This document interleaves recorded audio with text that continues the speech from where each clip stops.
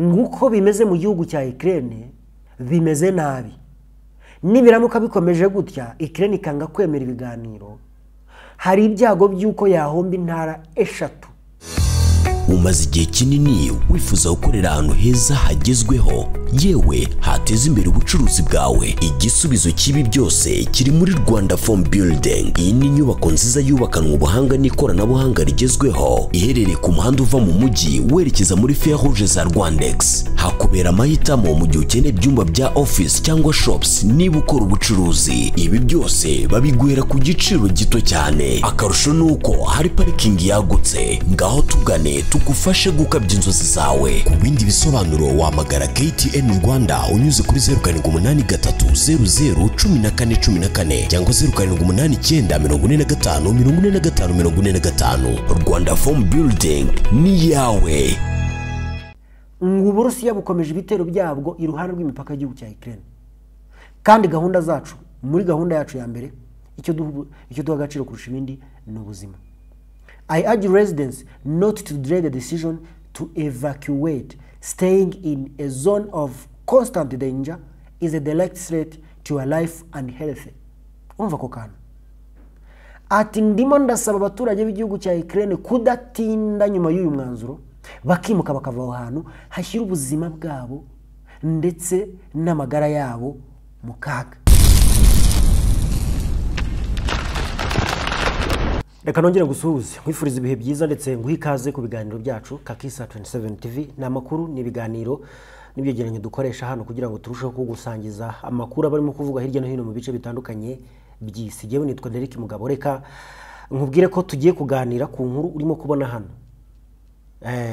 Ariko ikiganiro cy'uyu munsi reka mbaze nkubwire ko cyatewe inkunga na Rwanda Form Plaza iri hariya Rwandex. Niba ushaka aho gukorera, ndavuga ubwo abashaka ibiro, abashaka aho gushyira shop, abashaka ahantu nyine ushobora gukorera hisanzuye kandi ku giciro mushobora kumvikana, ni ibintu byoroshye. Simbukira Rwandex maze bagufashe kubona aho washyira ibiro byawe, aho washyira iduka cyangwa se ubundi buryo bwo gukora akazi kawe ka buri munsi. Hanyuma ushaka kubahamagara wareba mu kavideo kabanza hano tuba twakoresheje, harimo nimero zabo, bakakubwira uko mwahura mukaganira cyangwa se uko wabasanga naho wabasanga uri mukaganira kugira ngo wiboneraho gukorera kandi hazima nkuko n'ubundi umuntu wese akenera gukora ahantu hazima. Hanyuma rero hano ni ukuganira inkuru dukora icyitwa facts checking.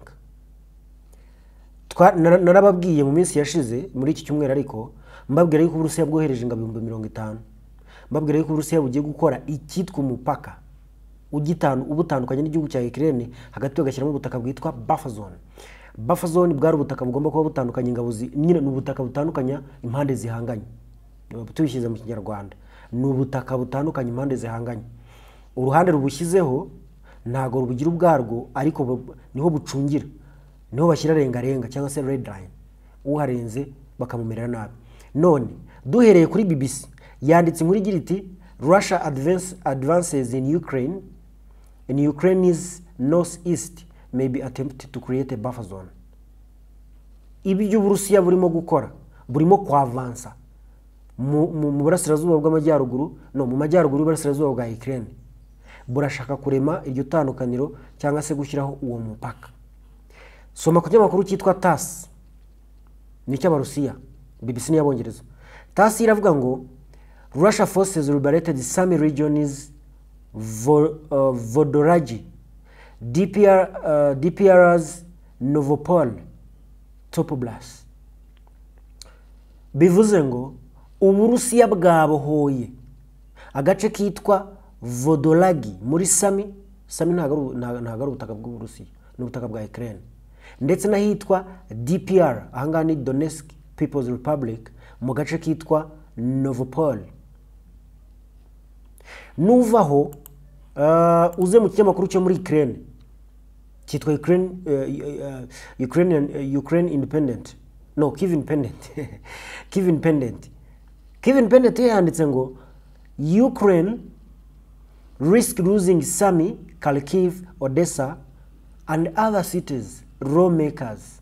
Bivuze ngo Ukraine igiye guhomba intara eshatu z'ingenzi ndetse n'iyindi miji. Izo ntara eshatu ni Sami iri mu majyaruguru y'Iburasirazuba, Kharkov iri mu majyaruguru y'Iburasirazuba, ndetse na Odessa iri mu majyepfo y'Uburasirazuba. Now n'indi mijyi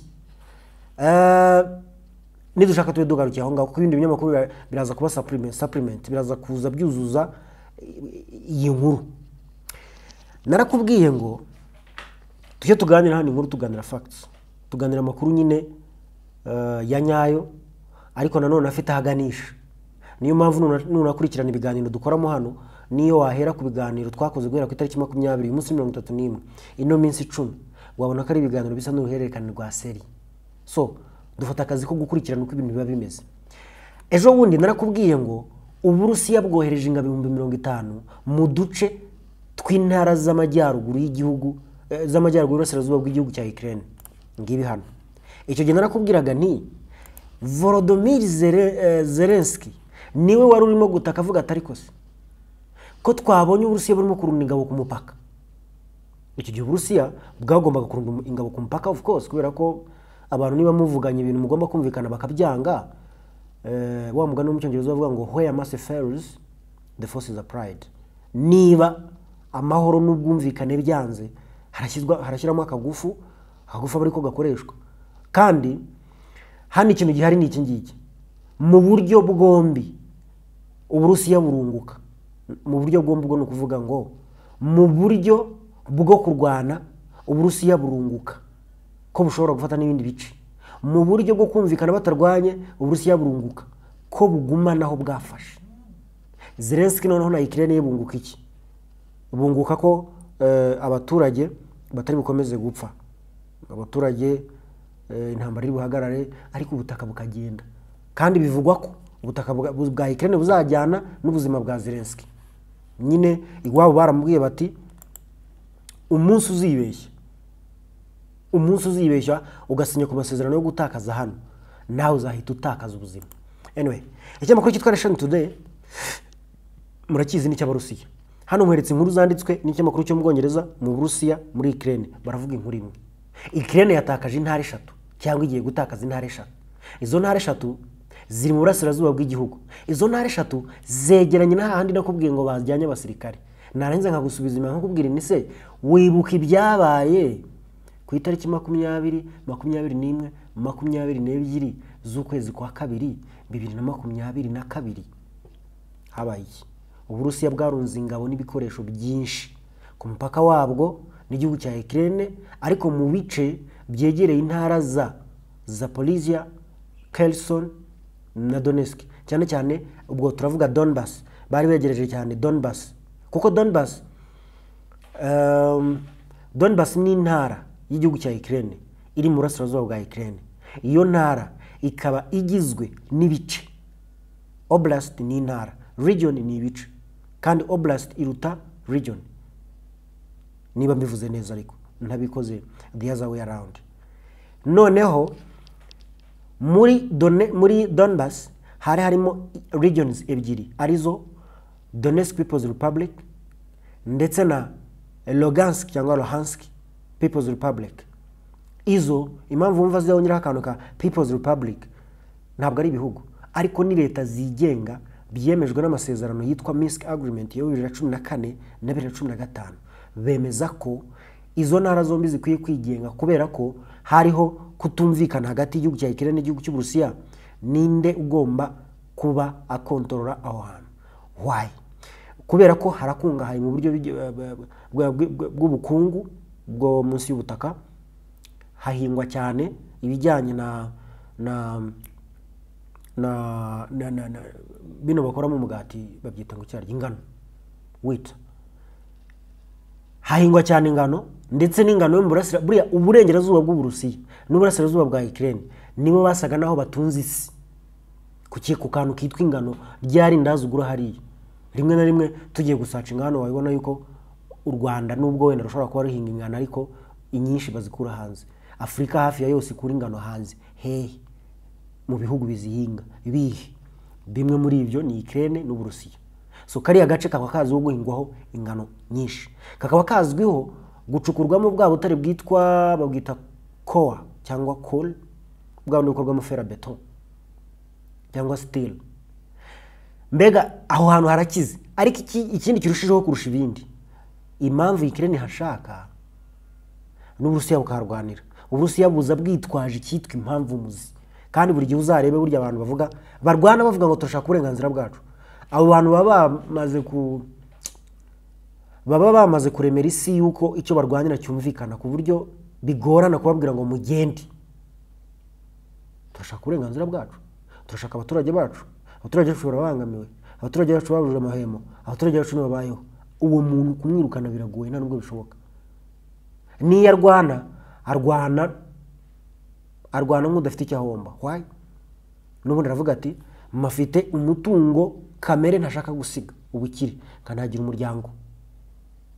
Kandi wibuke ko niyo yaba hafite umuryango gusa nta mutungo uhari, nta kintu kiruta umuryango w'umuntu. Sinzi niba wenda hari abantu nabonye hari abantu batagira imiryango, babandi bavuka mu buryo bw'ibihugu bitegura kugira ngo azabe ari umuntu utagira impuhwe.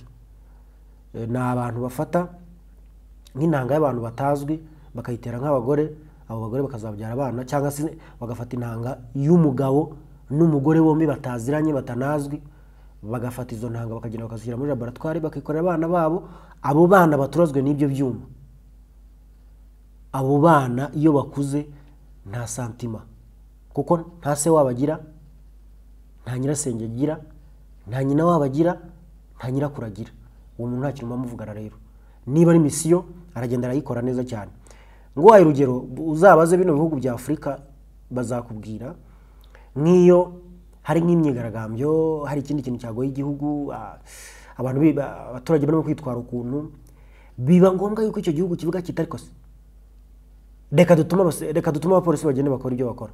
Iyo umupolisi amanutse akagera kuri tele, yafata ka jumel binocular yacisha mu bigaragambyo gutya akabonamo mubyara we, murumuna we, mushiki we, nyina wabo, se wabo, mwene se wabo, imbaraga zo gukora akazi zitazirangira. No ku bapolisi nuko bimeze n'abandi. Ahubwo ya force batumye nayo igatangira kwirebera mu ndererwamo yo kuvuga ngo ariko wa mugani kubera iki leta yitwara gutya ku baturage, kuki yitwara gutya kuri mama, kuki yitwara gutya kuri data. Wa musirikare akaba yumvira leta, ntayumvira ahubwo agatangira kumvira nyine, agatangira gutekereza ku mpande zombi. Kandi ubundi umusirikare order ni order. Niba bavuze ngo tse genda ukora iki niki, umusirikare ntabaza. Iyo bamubajije bati genda ukora iki niki, we ikintu abaza ni kimwe, he ryari, nona ngende nona nge hehe. Iyo amaze kuhamenya n'igihe ibintu kugenda agakora akazi. Ariko kubera yuko hazamo ibyo bintu by'amasano, biragorana ko umusirikare ngagenda akora ako kazi. Hanyuma rero bigenda bite muri Afurika n'ahandi. Ahandi mu bihugu byateye imbere baturagisha abantu, bafata ibyuma byitwa incubator. Incubator bishobora kuba mbishyize kuri rwego rw'inkoko, hari utundi twitwa couveuse, ni couveuse mu Gifaransa, ariko n'ubundi ni incubator ngira ngo mu Cyongereza. Biriya bikonjesha abana, ibyo bashyiramo igi ry'umugabo n'iry'umugore, ntango y'umugabo n'iy'umugore, bikazavamo umwana. Uwo mwana nyine akageza amezi 9 bakamukuramo gatangira konka cyangwa kubaho mu bundi buryo. Ibyo rero nibyo mu mahanga. Muri Afurika ho baba bafite ikintu cyitwa imitwe irwanya ubutegetsi bw'ibindi bihugu. Urugero, niba Red Tabara irwanya igihugu cy'u Burundi, noneho muri Mozambique hakamyigaragambyo, Mozambique izazivugana n'umuyobozi wa Red Tabara ko ufite abarwanya aho ngaho bakeneye amafaranga, wabanzaniye nkaza nkikemurira akabazo. Mfite abantu bigaragambye bamereye nabi, bazane. Buriya bazakubwira ko bari abantu barasa abantu bigaragambye, nta muntu watinyuka kurasa kuri quartier yiwabo. Ariko mwe murumva bishoboka. Ibaze bafasha fande uyoboye abantu bagiye guhosha imyigaragambyo, uwo mufande akabavuka muri ako gace, bakamutumayo bakamubwira bati genda shoot to kill, ugira sa ku nyama wica. Ntago yabikora. Icyo bakora rero ni iki bihugu bimwe na bimwe bifata iyo mitwe. Nari nkwaye urugero rwa Red Tabara. Mozambique yagenda ikabwira wa undi ni Thomas ari ndi kuri Red Tabara, akamubwira ati mpabasirikare ngaho nzabahimbaya nayo, bakabamukubita, bakamanuka, bakabakubita inifomu y'icyo gihugu, ubundi bakamanuka ni kunyama. Ukazajya wibaza se igisirikare cy'igihugu gitinyuka gute kurasa abaturage bacyo? Logique niyo ngiyo.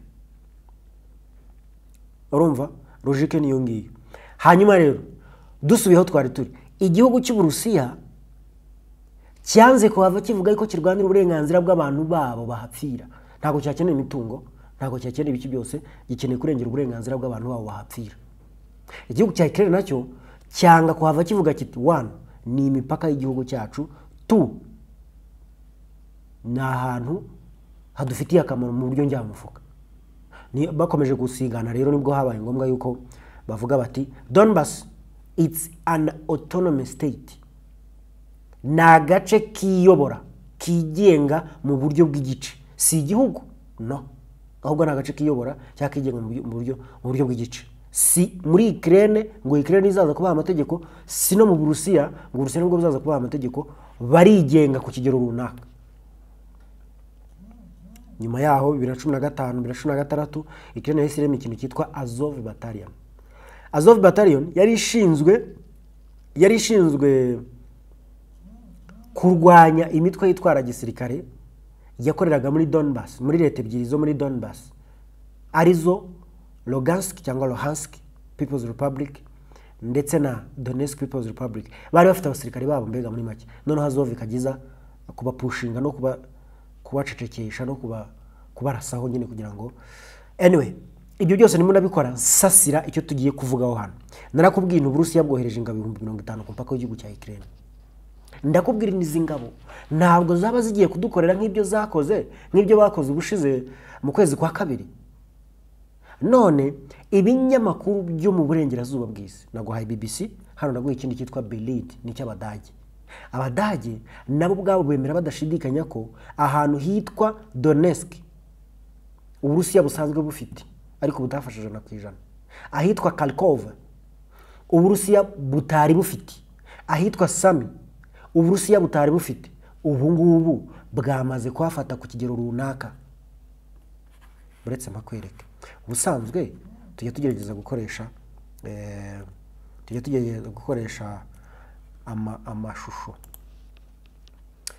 amashusho nyine kugira ngo urusheho kumenya uko biba bimeze mbehe nawe ugire icyo usigarana, ntabwo ari ugupfa kugira gusa.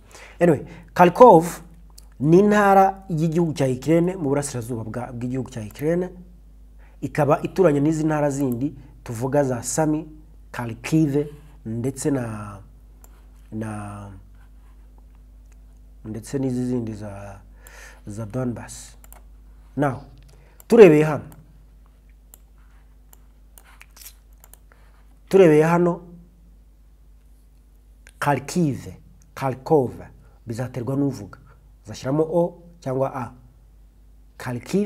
Kharkov abavuga Kharkov ni mu Burusiya, abavuga Kharkiv ni muri Ukraine. Why? Ikinya-Ukrainian cyangwa ururimi rw'abanya-Ukraine n'ikirusiya bijya gusa. Ni nkuko wabona ikinyarwanda n'ikirundi cyangwa ikinyarwanda n'igifumbira cyangwa ikinyarwanda n'ikinyamurenge. Noneho umwe akaza akavuga ngo impuguke, undi akavuga ngo impuguke. Umunyamurenge wabisoma uko biri niko bivuga, umunyarwanda akongeramo utundi tumanyeri nyine twuko aribo ba nyiri ururimi. Anyway, ngaho turi.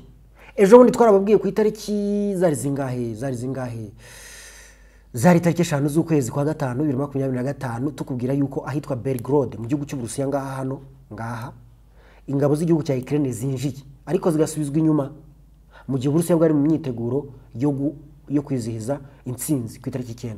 Ku itariki 9 ingabo za Ukraine zirongera zirinjira muri Belgorod ndetse na Kursk bazisubiza inyuma.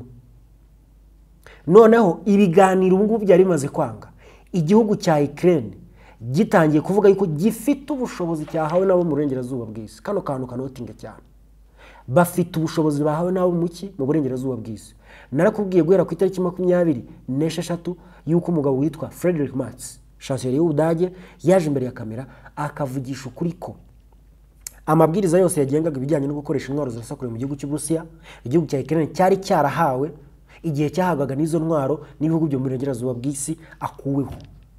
Barababwira bati ubu muri free kurasa aho mushaka igihe mushakiye mu buryo mubishakamo.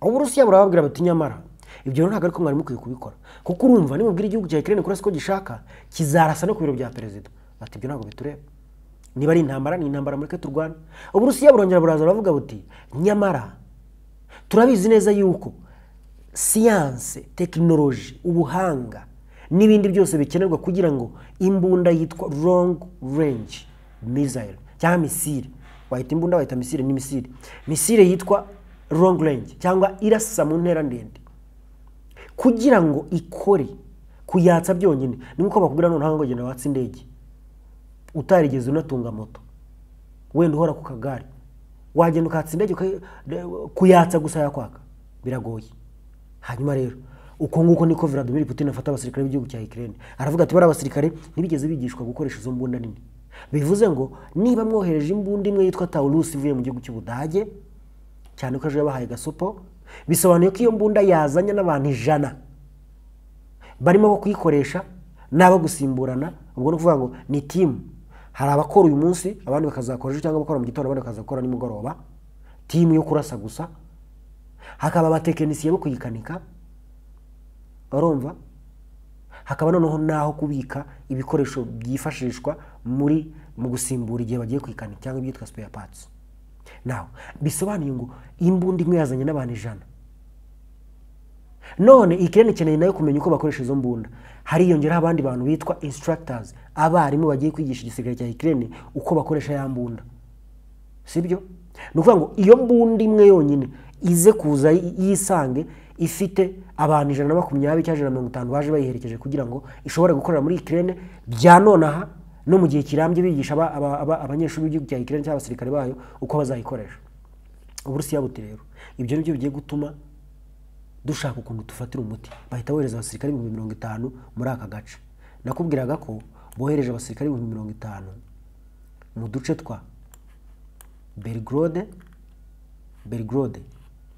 Kursk ngi hano Belgorod ngi hano Kursk ngi hano na Bryansk iyi Bryansk ujye yibukira ku gitero cya mbere na mbere Ukraine yarashe irasakure mu gihugu cy'Uburusiya ubwo yari imaze kwemererwa na Joe Biden ko bajya barasa mu gihugu cy'Uburusiya nta kibazo Joe Biden yaravuze ati maze kumenya ko igihugu cya Korea ya ruguru cyohereje abasirikare mu gihugu cya Ukraine kugira ngo bafashe mu gihugu cy'Uburusiya kugira ngo barwanye igihugu cya Ukraine nanye mfashe umwanzuro nimureke igihugu cyacu nako igihugu cya Leta Zunze Ubumwe za Amerika cyemereye Ukraine kurasa imbere mu gihugu cy'Uburusiya aha niho barashe bwa mbere rero barashe hitwa Kaluba muri Bryansk hano urumva aha niho barashe imbere aha rero niho n'undi Putin yazanye abasirikare arabashyira hano muri Bryansk hano urumva ko bari hano ruhande rw'umupaka hano muri Kursk urumva ko bari ruhande rw'umupaka ndetse na hano muri Belgorod urumva ko bari ruhande rw'umupaka naho intara batubwiye igihugu cy'Uburusiya kigaruriye by'igice ni izi ntara 3 reka dusubire nyuma gato kuri inkuru ya BBC mwereke ka map batweretse inkuru ya BBC yatweretse map ngi hano ubu ni Uburusiya iyi ni Belgorod nakwerekaga iyi ni Kursk yindi barafashe Bryansk iri ruguru ntago bahizanye noneho bakakwereka tuno tuntu tw'umuhondo tubona utu tuntu tw'umuhondo ubonamo hano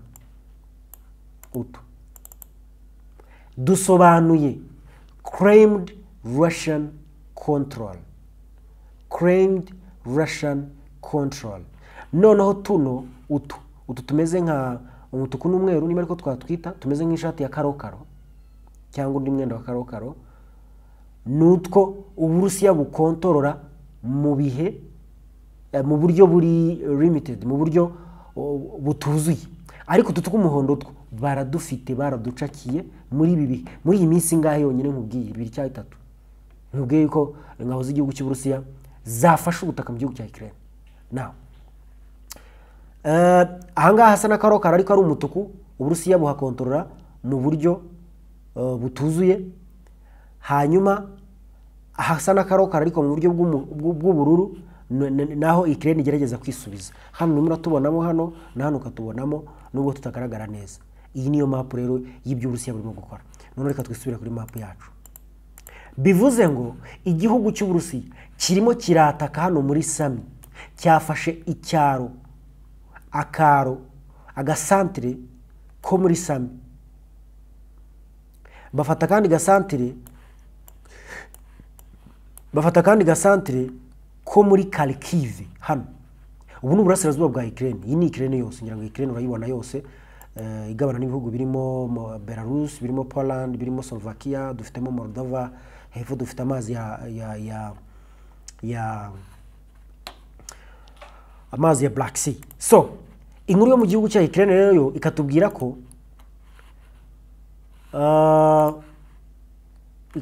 ko buretse mpagere, ikatubwira ko mu duce igihugu cya Ukraine kigiye guhomba, usibye kuba Sami bayifashe, bakaba bafashe Kharkov, bakaba bafashe n'indi migi irimo Odessa. Abanyamategeko bo muri gihugu cya Ukraine cyangwa se inteko ishinga amategeko ifite ubwoba yuko bahomba n'ahandi hagiye hatandukanye. According to Katapolov, this will continue as long as the hysteric regime of Vladimir Zelensky behaves like a spoiled girl. Uyu mugabo nukuri inteko ishinga amategeko y'igihugu cy'Uburusiya, Duma ko bayita, bamwita Andrei Katapolov, ati uko gufata ubutaka kw'igihugu cyacu kuzakomeza mu gihugu cya Ukraine igihe icyo ari cyo cyose igihugu cya Ukraine n'umuyobozi wacyo bakomeza kwitwara nk'umukobwa wangiritse. The condition for Ukraine are deteriorating every day, and if it refuses a peaceful settlement, it will be left without Odessa, Sami, Kharkov. Bivuze nguko bimeze mu gihugu cya Ukraine, bimeze nabi. Nibiramuka bikomeje gutya, Ukraine ikanga kwemera ibiganiro, hari ibyago by'uko yahomba intara eshatu zirimo Sami, zirimo Kharkov, ndetse n'indi mu majyepfo y'uburasirazuba yitwa Odessa. Odessa nayo reka nyikwereke hano tuhavire rimwe, ibyo ngibyo ngira ngo bamaze kubyumva. Odessa tugendeye uko uburasirazuba bwa Ukraine buteye, hano hari intara yitwa iri mu burasirazuba ariko bushyira amajyaruguru, hakaba Sami, hakaba ingi ya Kharkov, hari Dnipro, hakaba Mariupol, ingi niho biciye wa mu general ejo bundi, ingi ya Mariupol. Then turimanukira tujya ahitwa Odessa. Kherson murabizi ko bayifite igice, then dore ahandi bazahomba ngaha. Wayibonye ko ari hakurya y'inyanja Odessa. Hano ni ku cyambu, ku itariki 3 z'ukwezi kwa 3 2025 habaye inama yaje ikurikiranye n'uruzinduko Zelensky yari amaze iminsi biragiriye muri Leta Zunze za Amerika, ntirugende neza, rwari ruzwi nka signing ceremony ku itariki 20 z'ukwezi kwa 2 2025, ubwo yagiye agatongana na Donald Trump. Ahita ahungira mu Bwongereza. Ku itariki ya mbere ahura na Sir Keir Starmer, minisitiri w'intebe w'Ubwongereza. Ku itariki ya 2 ahura n'umwami. Ku itariki ya 3 Ubwongereza butumiza inama yitwa The Summit of the Coalition of Willing, aho ibihugu bihuriye muri ako kantu bashyizeho kitwa The Coalition of Willing byagomba kuganira. Barahura baraganira, baganiriye kuri Ukraine n'uburyo bagomba kwifashamo, barangije bemeza ko bagomba kuyohereza intwaro. Ubwongereza butotanga miliyari 1 na miliyoni 600, 1.6 euro, kugira ngo yoherezwe mu gihugu cya Ukraine nk'intwaro. Barazohereza, Uburusiya butegera kuri iki cyambu burazirasa. Ayo ni amateka mato nari gusubira inyuma ngo nkumvishe ko Odessa Uburusiya busanzwe bifite muri jumeri zayo. Now kuki Odessa yaborohera kuyifata? Impamvu Odessa yaborohera kuyifata nuko mu buzima busanzwe iki gihugu ubona cyitwa Moldova, urakibona gituranye na Odessa. Odessa nk'intara y'igihugu cya Ukraine iri mu majyepfo y'uburasirazuba bw'igihugu cya Ukraine. Mu guturana muri iki gihugu hakagira ubutaka intara yose igihugu cy'Uburusiya kigenzura ku buryo ari intara yigenga inagira perezida wayo bita Transnistria.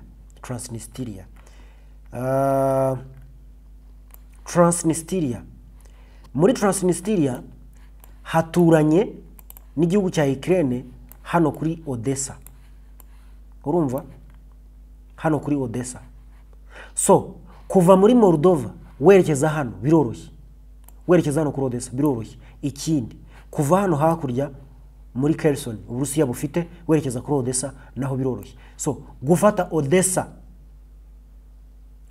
Odessa ku gihugu cy'Uburusiya bayaka Ukraine byoroshye cyane, kuko n'ubundi iri hagati mu ntara zigenzurwa n'igihugu cy'Uburusiya. Uburusiya bufite abasirikare hano hakurya muri Transnistria, Uburusiya bukagira abasirikare hano muri Kherson.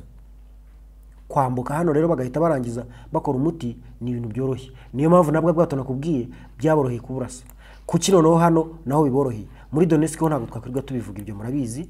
Donetsk Uburusiya buyirimo kuva 2022, Luhansk Uburusiya buyirimo kuva 2022, Zaporizhia nuko Zaporizhia urabona iri nakuri naho bayirimo kuva 2022. So ahangana ntabwo twirwa tujyaho impaka ibyo murabizi. Ahubwo hano muri Sami ndetse na Kharkov reka bari naho tunasoreza, naho byakorohera Uburusiya kuko bamaze kurunda abasirikare 50 hano, ndetse kumenya ko ibintu biri seriye. Ukraine orders mandatory evacuation from 11 additional villages in Sami Oblast amid Russian troop build-up. Igihugu cya Ukraine gitanze itegeko ku baturage bacyo guhunga bakava mu ntara ya Sami kubera ko igihugu cy'Uburusiya gikomeje kubaka igisirikare cyo kurunda abasirikare bacyo hariya, kubakira igisirikare cyo kuharunda abasirikare. Anyway, bakavuga ngo authorities have ordered mandatory evacuations of the residents from 11 additional villages in Sami Oblast due to escalating Russian attack, Governor Oleg Hailov said on May 21st. Guverineri wa Sami niwe ubwe ubwiriye abaturage b'igihugu cya Ukraine mu byaro 11 mu midugudu 11, arababwira ati nimwimuke nimuva aho hantu harashye ubuzima bwanyu mu kaga, kuko Uburusiya turabona burimo kudushyiraho igitutu. Uyu munsi kitariki 31 z'ukwezi kwa gatanu, intambara imaze imyaka 3 irenga mu amezi 3. Aho kugira ngo ibintu bigende gake ahubwo nurakomeza, aho kugira ngo Zelensky acishe bugufi. Ngiye nahoze mbwira abantu ejo bundi twarimo kuganira nababwira mw'abantu kubona muri Gaza igihugu cya Israel kisha abantu 54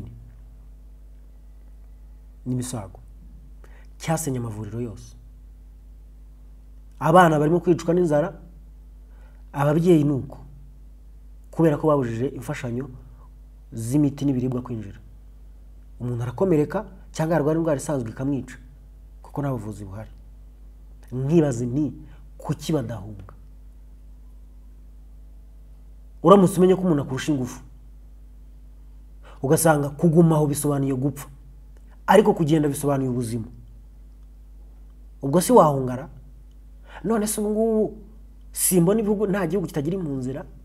Abanyekongo ntibaba mu Rwanda, Abanyekongo baba abavuga ikinyarwanda cyangwa n'abatakivuga bose bari mu Rwanda hano, bari muri Uganda, bari muri Kenya, bari mu Burundi, bari muri gihugu hano. Abarundi bari mu Rwanda, bari muri Uganda, bari muri Tanzania. Igihugu nazi niba kigira impunzi ni Kenya na Uganda, ariko ibisigaye bifite impunzi. Kubera iki? Iyo ibintu bimeze nabi abantu barahunga. Niba Zelensky nawe amenye ubwenge bwo kubwira abantu ati ni muhungi, kuki abo muri Israel batahunga? Ariko ikintu hayaho, niba Zelensky abona atazatsinda Uburusiya, kuki akomeza gukomeza umutsi no guteza ibibazo igihugu? Abamushuka bo bashingira kuki? Anyway, ubishyira muri logique isanzwe ukumva ntago birimo kugira gute kubuza. Ariko reka twimvira ibyo Guverineri Oleg arimo kuvuga. Guverineri aravuga ngo Russia continues its terror of the borderland and our shared task is to save every life. Uburusiya bukomeje ibitero byabwo iruhande rw'imipaka y'igihugu cya Ukraine, kandi gahunda zacu, muri gahunda yacu ya mbere icyo duha agaciro kurusha ibindi ni ubuzima. I urge residents not to delay the decision to evacuate. Staying in a zone of constant danger is a direct threat to your life and health. Umva ko kana ati ndimo ndasaba abaturage b'igihugu cya Ukraine kudatinda nyuma y'uyu mwanzuro, bakimuka bakava aho hantu hashyira ubuzima bwabo ndetse n'amagara yabo mu kaga. kuhaguma bisobanuye ubuzima no gushyira ubuzima bwawe n'amagara yawe mu kaga. Kuki ushyira ubuzima bwawe n'amagara yawe mu kaga? Anyway, reka twigendere, ariko turagenda nkubwiye yuko Uburusiya bwahise bwohereza ikintu cyitwa ubwato bwa rutura iruhande rw'imipaka y'igihugu cya Ukraine, ariko ku ruhande rwa ruguru ku gihugu cyitwa Lithuania, Latvia, haruguru ya Belarus. Makwereke se? Kamakwereke nigendere. Uburusiya n'ubu, iyi ni Ukraine, iyi ni Belarus, urabibona. Uburusiya bugahana imbibi n'igihugu cya Latvia na Estonia na Belarus. Hano rero bikavuga ko hari amazi, urayabona? This water here bayita Lake Pikava. Iyi leki rero niyo Uburusiya buhisemo kuzanamo ubwato bwo guhangana n'ibihugu bya NATO. Inkuru dufite y'ikinyamakuru cyitwa The Daily Mail iravuga yuko impamvu yo kuzana ubwo bwato muri kiriya kiyaga, dore ngubu impamvu yo kuzana ubwo bwato ngira ngo urabona ni rutura, n'ubwato bunini cyane, urabubona 562. Ubu ngubu bwaje bwambariye guhangana n'ibihugu bya NATO. Kansoreze kuri aka kantu, nakubwiye ko Uburusiya ari inshuti ya Belarus, ibyo nawe urabizi. Ejo nakubwiye ko Uburusiya bwohereje intwaro muri Belarus, cyane cyane Oreshnik n'ibindi bisasu kirimbuzi. Nkubwira ko Uburusiya bufite ahantu hitwa Kaliningrad mu burasirazuba bw'Uburayi, inyuma ya Poland n'igihugu cyitwa Lithuania. Nkubwira ko Uburusiya bwaremye akantu kitwa Swalik Strait gahuza igihugu cya Belarus na Kaliningrad batagombye kwitorera mu mazi ya Baltic. Nkubwira ko Uburusiya bwakokoza ako kantu bugamije gucamo kabiri ibihugu bya NATO, bino bihugu bya Lithuania, Latvia na Estonia bigatandukanywa n'ibindi bihugu bya NATO, ku buryo advancement y'igihugu cy'Uburusiya kuri ibyo bihugu yakoroha. Nubwo abanyaburayi nabo bavuga yuko bohereje intwaro nyinshi muri ariya mazi ya Baltic, ariko bizagorana kuko Uburusiya ni mainland. Uburusiya bwaturuka muri Kaliningrad. Ubwato ariko wabonye, ubwato ni agasi kandi si bumwe, kuko buri wabonye kari 5-6-2, ubu ngubu ni 3-2-2, buri wabonye kari 3-2-5. N'amato y'intambara atagira umubare kandi yaje kumanywa afite n'amajumeri. Hanyuma rero ibyo ndimo kubwira ni bino, ibihugu ko ari bitatu byegeranye n'igihugu cy'Uburusiya. Ndavuga Estonia, nkavuga Latvia, nkavuga na Lithuania. Iki ngiki noneho iyi Belarus ni inshuti y'Uburusiya. Uburusiya buca hano bukajya muri intara yabwo yitwa Kaliningrad. Iyi ngiyi niyido Kaliningrad, urabona Kaliningrad Oblast Russia, urabona ko ari mu Burusiya. Noneho Uburusiya bwakoze ako kantu kitwa Swalik Island, akanga nako Swalik Strait, kakaba yari muri Poland, ariko bahashyize agahora gahuza aho baca bajya muri Kaliningrad bavuye muri Belarus. Kuvuga ngo uvuye hano muri Belarus ujya hano muri Kaliningrad, bafite akantu barimo gucamo hano muri Swalik bagahita bacamo. Ibyo babikoje bagamije gusatura ibihugu bya NATO bakabigabanya. No kuvuga ngo Estonia, Latvia, Lithuania bigahita bicikamo kabiri, kuko hano haruguru hari amazi no hepfo hari Uburusiya. Ibyo rero bicitsemo kabiri, Uburusiya kwavansa buturutse hano bugahita bufata ibyo bihugu bikabyiyomekaho. Hanyuma Belarus yo ntabwo ari igihugu Uburusiya bujyaho inama, nayo ni igishuti y'Uburusiya ku buryo nta kibazo na kimwe gihari. Hagasigara igihugu cyitwa Poland, ubundi bagahanganira kuri aya mazi ya Baltic. Ni nuko shoje. Ngushimira umusanzu wawe ku biganiro byacu. Niba utarasubscribe ngaho abikora kugira ngo ntugacikwe n'ikiganiro dushyiraho, cyane ko twebwe ibiganiro byacu nuko biba biteye, ni ibiganiro byuzuye amakuru kandi ashingiye ku bihari, kugira ngo urusheho gusobanukirwa uko ibintu bimeze. Ubwo rero dushoze tuvuga ko Uburusiya bwafashe izindi ntara mu gihugu cya Ukraine, kandi gahunda ngo nugukomeza bijyanye n'ibyo inteko ishinga amategeko y'igihugu cy'Uburusiya irimo kuvuga. Patalov niko yatubwiye. Derek Mugabo niyo yanjye, mugira amahoro.